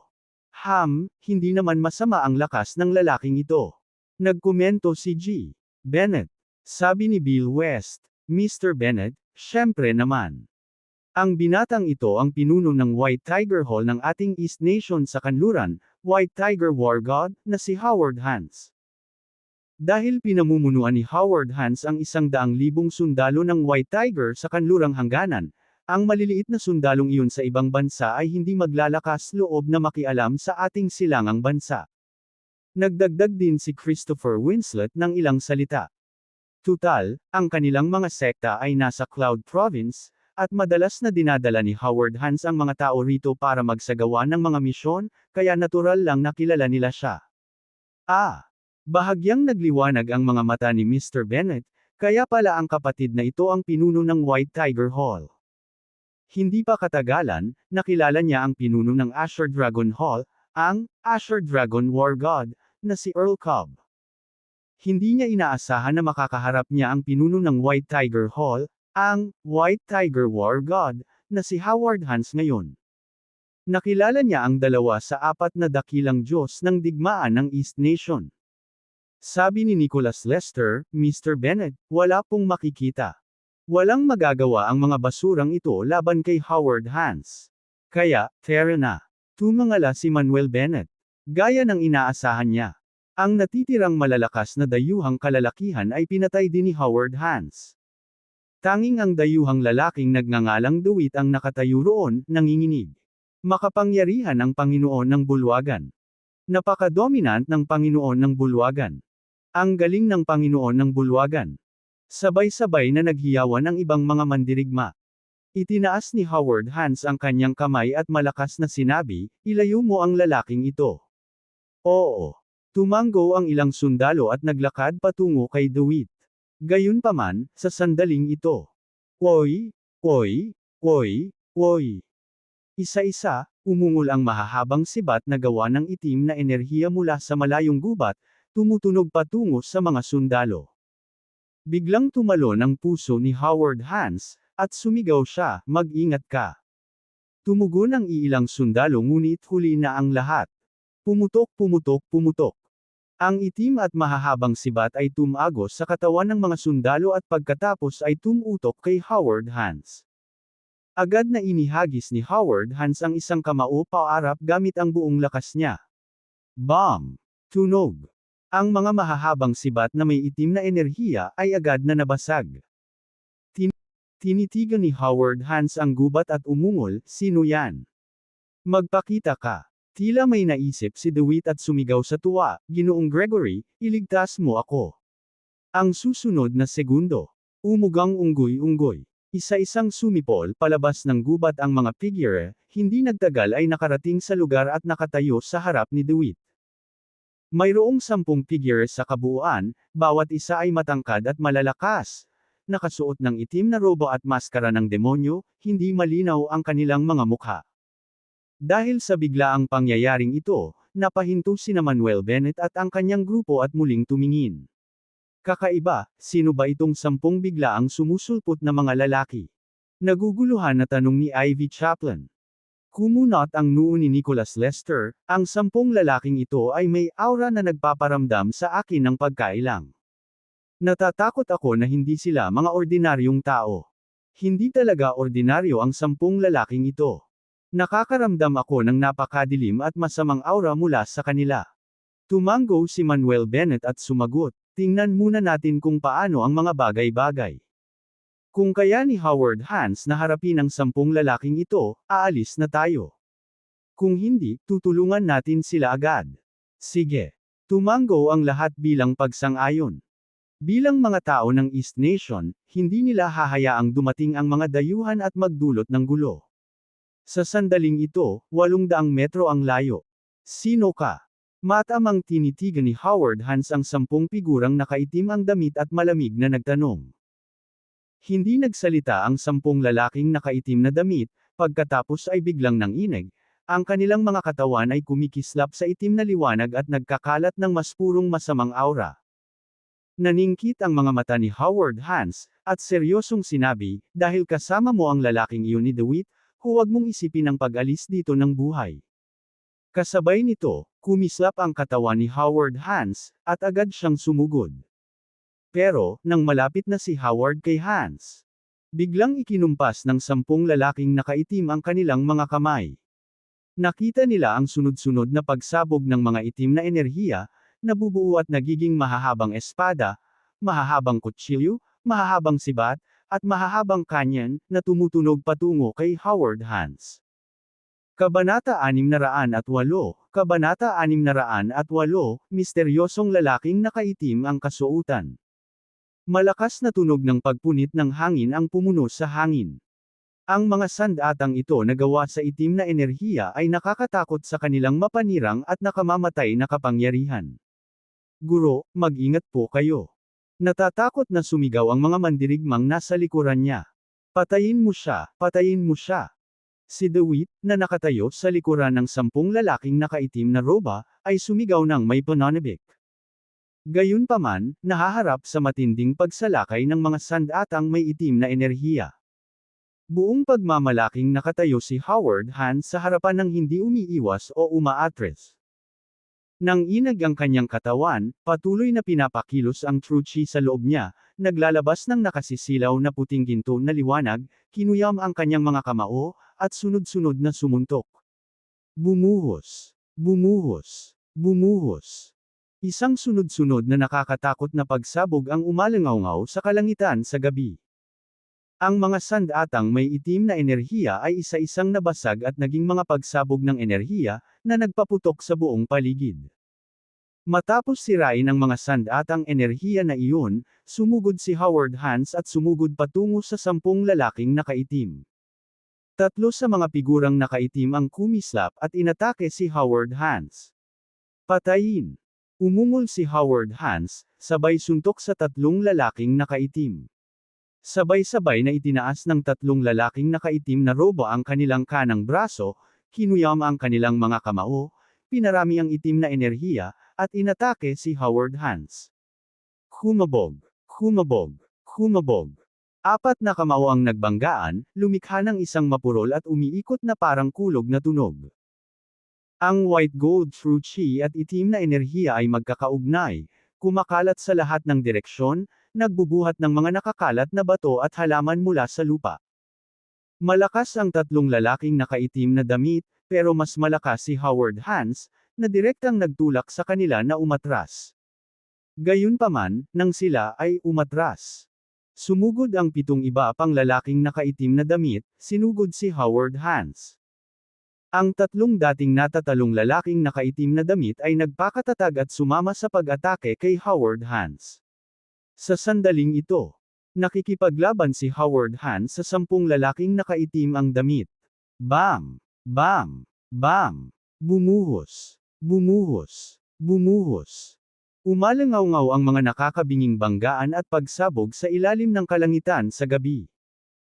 Ang bawat isa sa mga lalaking nakaitim na damit na ito ay napakalakas na, at ngayon ay 10 sa kanila ang sabay-sabay na umatake, ang kanilang pinagsamang husay sa pakikipaglaban ay mas lalong lumakas. Kahit na napakalakas ni Howard Hans, nahihirapan na siyang makayanan ito. Sinamantala ang pagkakataon noong pabaya si Howard Hans. 3 sa mga lalaking nakaitim ang sumuntok, at tumama ito sa dibdib ni Howard Hans. Ham! Isang mahinang ungol ang pinakawalan ni Howard Hans, at napilitang umatras ng sunod-sunod. Nang hindi siya binibigyan ng pagkakataong patatagin ang sarili. Sumugod ang 3 pang lalaking nakaitim na damit, ang kanilang mga kanang kamay ay naging mga kuko, naglalabas ng itim na enerhiya, at tinutukan ang mahahalagang bahagi ni Howard Hans. Nagulat si Howard Hans at mabilis na sinubukang umiwas, ngunit napakabagal ng kanyang hakbang. Sast! Sast! Sast! 3 pares ng itim na kuko ang tumama sa braso, dibdib, at tiyan ni Howard Hans, at nagtalsikan ng dugo. Ha! Ha! Umatras si Howard Hans sa isang ligtas na distansya, hinihingal, habang matamang nakatitig sa 10 lalaking nakaitim na damit. Nabutas ang kanyang braso, dibdib, at tiyan kasabay ng pagbulwak ng dugo. Sino kayo? Tanong niya ulit sa maangas na boses. Ramdam niya na ang lakas ng 10 lalaking nakaitim na damit na ito ay kakilakilabot. Bukod dito, kahit 5 lalaking nakaitim ang kaya niyang labanan ng sabay-sabay, pero ngayon ay 10 na sila, kaya nakakaramdam siya ng pressure. Gayunpaman, ang 10 lalaking nakaitim na damit ay hindi sumagot at muling sumugod, determinadong pabagsakin si Howard Hans sa isang iglap. Sa isang kisap mata, pinalibutan ng 10 lalaking nakaitim na robo si Howard Hans. Agad silang nanginig, at may lumabas na itim na liwanag mula sa kanilang mga katawan. Pagkatapos, ikinumpas nila ang kanilang mga braso. Isang mas nakakatakot na daluyong ng itim na enerhiya ang sumiklab. Ang enerhiyang ito ay naghalo-halo at direktang bumuo ng isang napakalaking hanay. Matapos mabuo ang hanay, libu-libong mga sandatang may itim na enerhiya ang pinarami at pinaputok patungo kay Howard Hans mula sa lahat ng direksyon. Higit pa rito, libu-libong demonyong sundalo at mga halimaw ang nabuo mula sa enerhiya sa loob ng malaking hanay, na sumugod patungo kay Howard Hans. Mapangahas na kamao ng puting tigre. Buong pagmamalaking nakatayo si Howard Hans sa gitna ng hanay, nakakuyom ang kanyang mga kamao at nagpapadala ng sunod-sunod na suntok ng may mabangis na puwersa, umaatake sa lahat ng direksyon. Bam! Tunog! Kasabay ng sunod-sunod na nakakagulat na pagsabog. Ang mga papasok na sandatang enerhiya at mga demonyong sundalo at mga halimaw ay patuloy na nadurog. Gayunpaman, ang 10 lalaking nakaitim na damit ay hindi tumigil sa kanilang mga pag-atake at patuloy na ginagamit ang kanilang enerhiya upang hampasin si Howard Hans. Ugong ng bundok ng puting tigre na nanginginig. Walang tigil sa pagsuntok si Howard Hans, sumisigaw ng mga ungol mula sa kanyang bibig. Sa sandaling ito, si Howard Hans ay parang isang sinaunang banal na puting tigre na bumababa sa lupa, naglalabas ng mga ungol na nakakarinig. Umalangaw-ngaw ang umuugong na tunog sa kagubatan ng bundok, naging mga sound wave na kumalat sa lahat ng direksyon. Mas marami pang mga sandatang pang-enerhiya, mga sundalong demonyo, at mga halimaw ang nawasak, at sumabog sa kalangitan.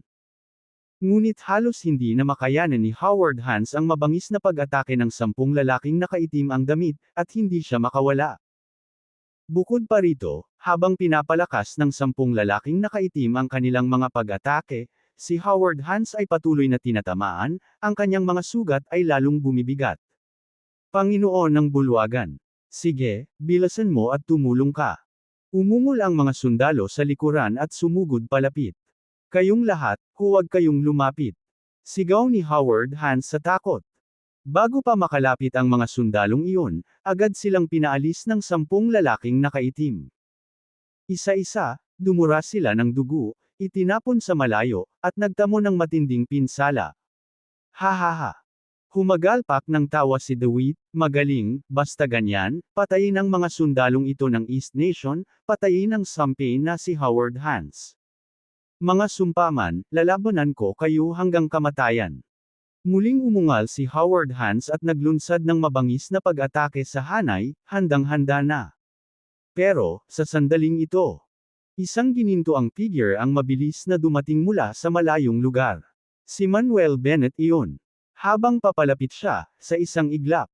Diretsyong inikot ni Manuel Bennett ang isang kamao at tinamaan ang array. Bomb! Tunog! Kasabay ng isang nakakapangilabot na tunog. Ang susunod na segundo. Bomb! Tunog! Ang buong hanay ay nabasag sa isang suntok lamang, naging umiikot na enerhiya, at kumalat sa lahat ng direksyon. Ang 10 lalaking nakaitim na damit ay natamba dahil sa marahas na enerhiyang lumabas mula sa hanay. Agad na natulala sina Howard Hans at ang iba pa, hindi alam ang nangyayari. Bago pa makapag-react sina Howard Hans at ang iba pa, patayin ang mga lalaking ito. Sigaw ni Manuel Bennett, at nanguna sa pagsalakay patungo sa 3 lalaking nakaitim. Sumugod din sina Lily Tisdale, Barden Bard, at Prajna Bates, inatake ang iba pang mga lalaking nakaitim. Kaya naman, matapos makitang nasugatan si Howard Hans ngayon lang, hindi na ipinagpatuloy ni Manuel Bennett ang panunood sa labanan, sa halip ay piniling tumulong. Mamatay ka! Sumugod pasulong si Manuel Bennett, kasabay ng isang mabangis na suntok, na nagpalipad sa 3 lalaking nakaitim na damit. 2 lalaking nakaitim ang dumura ng dugo habang lumilipad pabalik, lahat ng kanilang mga tadyang ay nabasag. Walang tigil, tumalon si Manuel Bennett sa ere, lumipad pataas at pababa, tinapakan ang 3 lalaking nakaitim gamit ang buong lakas niya. Bang! 3 lalaking nakaitim ang malakas na bumagsak sa lupa, bumubulwak ang dugo mula sa kanilang mga bibig, at mabilis na nawalan ng anumang senyales ng buhay. Mamatay ka! Sumugod pasulong si Nicholas Lester kasabay ng isang pag-ihip ng kanyang espada. Gitling! Isang puting anino ng espada ang pumutol sa kalangitan, agad na pumutol sa ulo ng isang lalaking nakaitim ang damit. Kabanata 609, Kabanata 609, Palasyo ng Demonyo ng Impyerno. Patayin! Sumugod pasulong si Barden Bard, iniwas-iwas ang Dragon Pattern Zen Staff sa kanyang kamay, at direktang ibinato ito sa katawan ng isang lalaking nakaitim na damit. Uyey! Ang lalaking nakaitim na damit ay dumura ng dugo at tumilapon ng 10 metro ang layo, patay agad. Sabay na sumugod sina Lily Tisdale at Prajna Bates dala ang mahabang kutsilyo at sikuna sa kanilang mga kamay. Ang katawan ng isang lalaking nakaitim na roba ay hinati sa 2 ni Lily Tisdale. Ang lalamunan ng isa pang lalaking nakaitim na damit ay hiniwa ni Prajna Bates.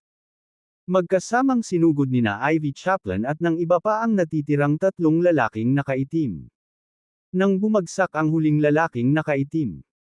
Umungol ang lalaking nakaitim, "Kung papatayin mo kami, hindi ka kailanman palalayain ng aming impyernong palasyo ng demonyo."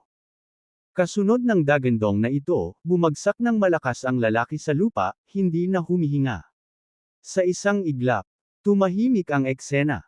Nakatitig sina Howard Hans at ang iba pang mga mandirigma kay Manuel Bennett at sa kanyang grupo ng may pagtataka at kawalan ng katiyakan. Bago ito, nasa mapanganib na sitwasyon sila. Laking gulat nila, ang grupong ito na biglang sumugod ay agad na napatay ang 10 lalaking nakaitim na roba, na pumatay sa panganib. Lalo na ang binata na Samira sa malaking porma sayon gamit ang isang suntok, ay kahanga-hanga ang lakas, na agad na nakapatay ng 3 lalaking nakaitim na roba. Matapos makabawi mula sa pagkabigla. Mapasalamat na sinabi ni Howard Hans, "Maraming salamat sa inyong lahat sa tulong," lubos na nagpapasalamat si Hans. Lumapit si Manuel Bennett kasama si Nicholas at ang iba pa, habang nakangiti, "Master Hans, lahat tayo ay taga East Nation, at natural lang na kailangan nating magtulungan. Bukod pa rito, dahil nagtatrabaho si Master Hans upang protektahan ang ating mga tao at teritoryo, dapat tayong tumulong ng higit pa." Tama. Si Nicholas ang nagpatuloy sa pag-uusap, at sinabing, "Hindi ko matiis na ipinagmamalaki ng mga dayuhang ito ang kanilang kapangyarihan sa ating silangang bansa." Nagtanong si Hans, "Maaari ko bang itanong kung sino kayong lahat?" "Master Hans, ang pangalan ko ay Manuel Bennett." Nagpakilala si Manuel. Nang ipapakilala na niya sana sina Nicholas at ang iba pa. "Manuel Bennett ba ang pangalan mo?" Biglang bulalas ni Hans. "Oo, anong meron?" Mukhang naguguluhan si Manuel. Matamang tinitigan ni Hans si Manuel, "Ikaw ba ang Manuel Bennett na nagpagaling sa lolo ko?" "Sino ang lolo mo?" Lalong naguluhan si Manuel. Sabi ni Hans, "Ang lolo ko ay si George Hans, ang commander ng South War Zone. Dati, ikinwento sa akin ng lolo ko ang tungkol sa isang batang divine doctor na nagpagaling sa kanyang mga mata at binti. At saka, sinabi sa akin ng lolo ko na ang pangalan ng doktor ay Manuel Bennett. Sinabihan niya akong magpasalamat sa iyo ng personal kung magkakaroon ako ng pagkakataon." "Apo ka ba ni Mr. Hans?" Bakas sa mukha ni Manuel ang pagkagulat. "Oo." Paulit-ulit na tumanggo si Hans. Tumawa si Manuel at sinabing, "Mukhang may tunay akong koneksyon sa pamilya Hans." Tumawa rin ng malakas si Hans, "Mr. Bennett, masasabi kong mayroon nga tayong kapalaran. Plano ko sanang bisitahin ka sa River City pagkatapos kung matapos ang trabaho ko. Pero hindi ko inaasahan na dito tayo magkikita." Pagkatapos noon, tumingin si Hans kay Lily Tisdale at sa iba pa, "Mr. Bennett, sino po ang mga ito?" "Mga kaibigan ko silang lahat." Ipinakilala ni Manuel si Lily Tisdale at ang iba pa. Tinapik ni Howard Hans ang kanyang dibdib, at sinabing, "Dahil kaibigan kayong lahat ni Mr. Bennett, kaibigan ko rin kayo, Howard Hans. Mamaya, bumalik kayong lahat sa base, uminom tayo ng maayos." "Walang problema." Tumugon si Bardenbard ng may malakas na tawa.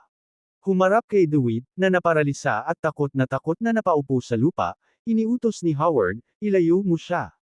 "Oo."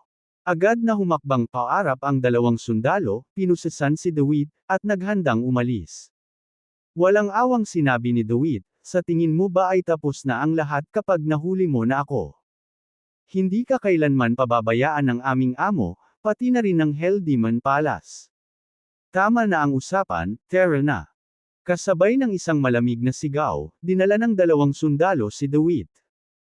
Kumunot ang noo ni Manuel Bennett at sinabing, "Siya nga pala, si Master Hans, ang huling lalaking nakaitim na damit, ay nabanggit din ang Hell's Demon Palace, bago siya namatay. Anong klaseng organisasyon itong palasyo ng demonyo ng impyerno?" Kumunot ng mariin ang noo ni Howard habang sinasabi niya, "Ang Hell's Demon Palace, na ito ay isa sa mga nangungunang organisasyon sa madilim na mundo.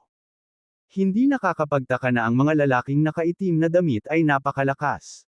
Isa ba itong Hell Demon Palace, sa mga nangungunang organisasyon sa madilim na mundo? Bahagyang nagbago ang mukha ni Manuel Bennett.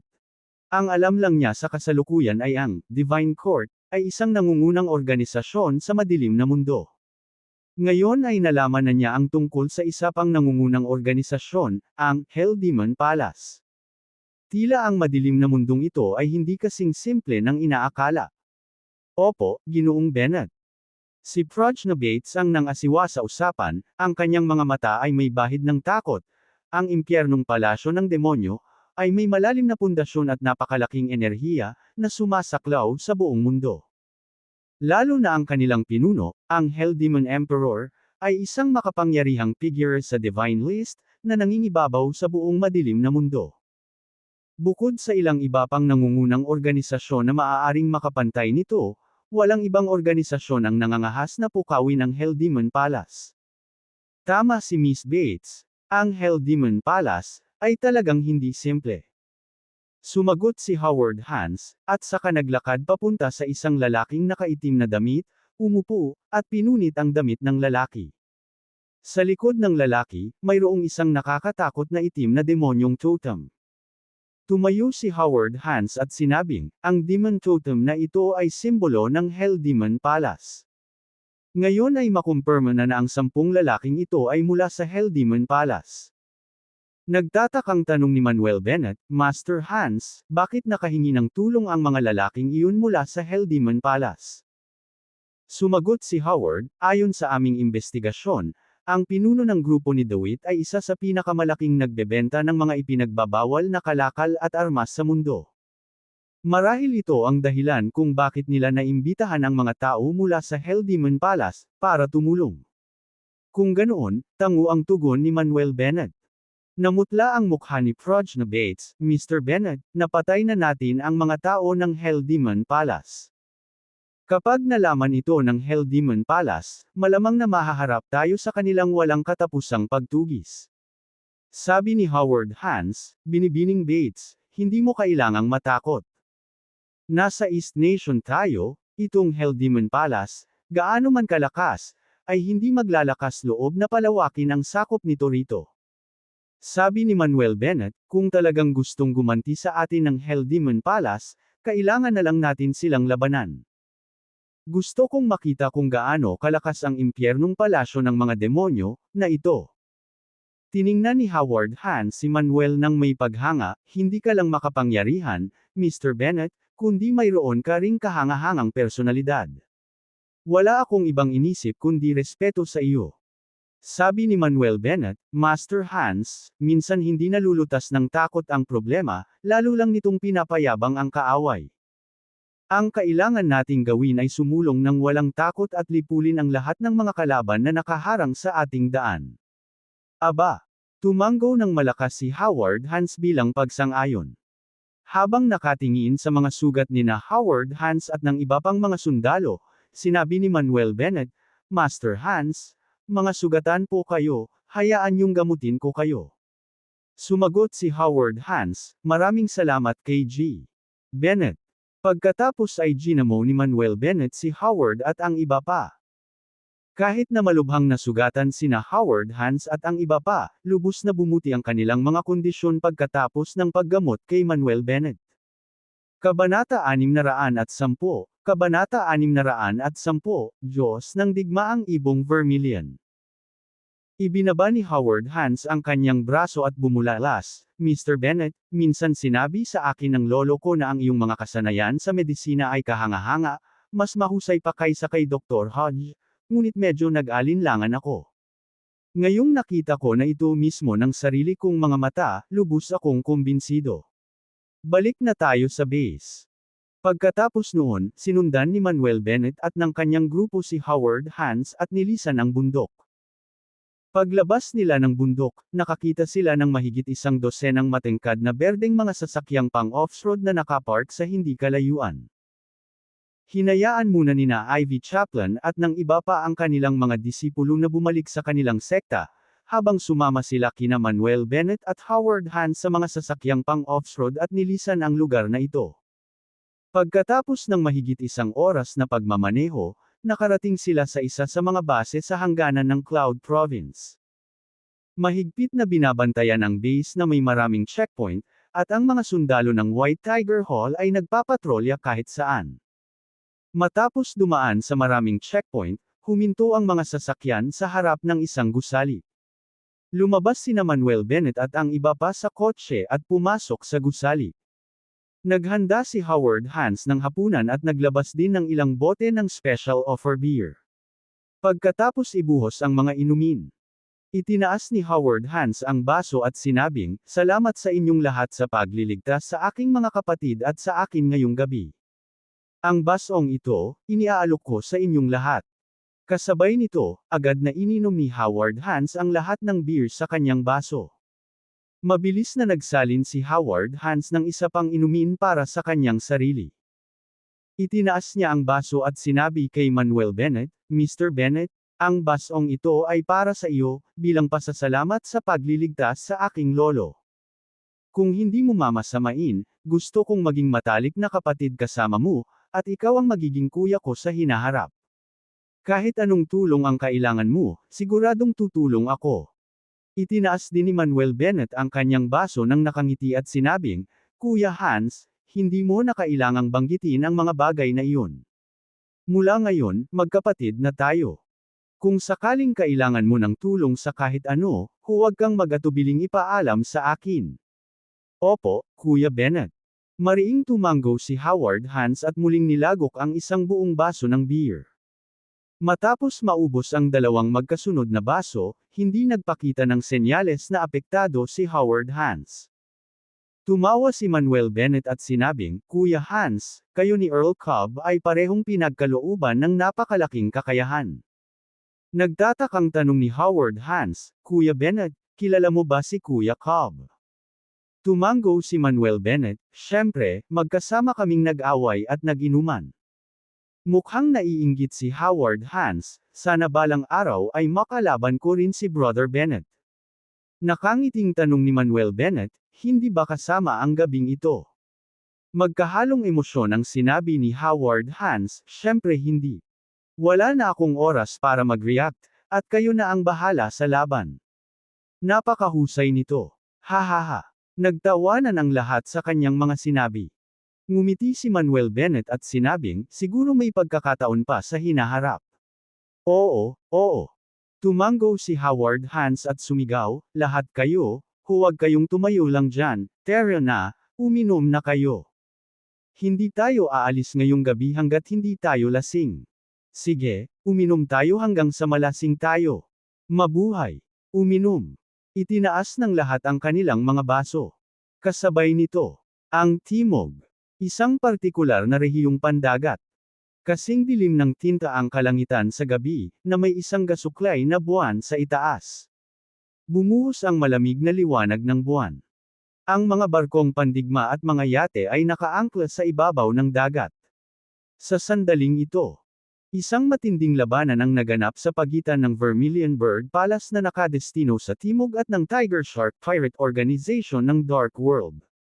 Walang tigil ang pagtaas at pagbaba ng mga sigaw ng pagpatay, mga dagandong, at mga alulong. Nagkalat ang mga bangkay sa mga barkong pandigma, mga yate, at sa dagat. Kinulayan ng dugo ng pula ang mga barkong pandigma, mga yate, at ang rehiyong pandagat. Sa sandaling iyon, isang matangkad at balingkinitang babaeng naka-ponytail, nakasuot ng uniforme ng militar, ang may hawak na dalawang maiikling sibat na kulay maitim at ginto. Kumislap ang kanyang figure, nag-iiwan ng mga imahe habang naglalakad siya sa gitna ng karamihan. Ang lakas ng loob mong pumunta rito at manggulo. Hinahanap mo ang kamatayan. Malamig na sigaw ng babae, mabilis na ikinakaway ng kanyang mga kamay ang maiikling sibat sa kanyang mga kamay. Saan man magpunta ang babae, walang katapusan ang mga sigaw. Isa-isa, nahulog ang mga pirata sa mga puddle ng dugo. "Puta, mamatay ka para sa akin. Patayin!" Kasabay ng dalawang galit na ungol.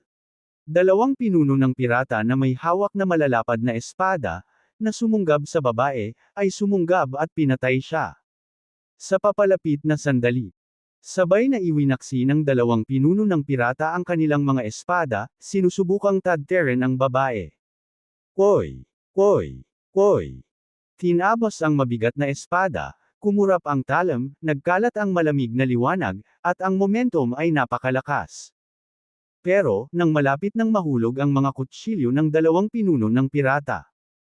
Kaaya-aya ang figure ng babae, nakabaluktot ang baywang paatros, at ang maiikling sibat sa kaliwa at kanang kamay ay nakausli sa magkabilang gilid. Dagok-tok-tok.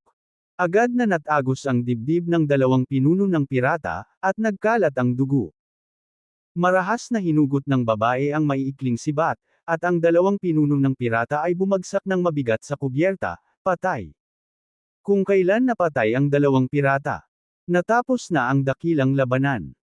Tahimik na nakatayo ang babae sa kubyerta, naliligo sa liwanag ng buwan, ipinapakita ang kanyang anyo. Ang kanyang maamo at walang kapintasang mukha ay puno ng malamig na kagandahan, ang kanyang malalim na itim na mga mata ay kamangha-mangha, at ang kanyang kaluluwa ay nabihag. Ang kanyang makakapal na kilay, matangos na ilong, at magagandang labi ay pawang nagpapakita ng diwa at pagmamalaki ng babae. Ang babaeng ito ang Panginoon ng Vermilion Bird Palace, ang Vermilion Bird War God, na si Phoebe Levine.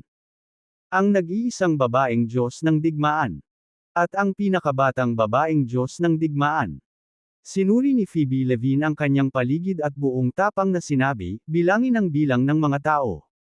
Oo. Sabay-sabay na tugon ng isang grupo ng mga sundalo.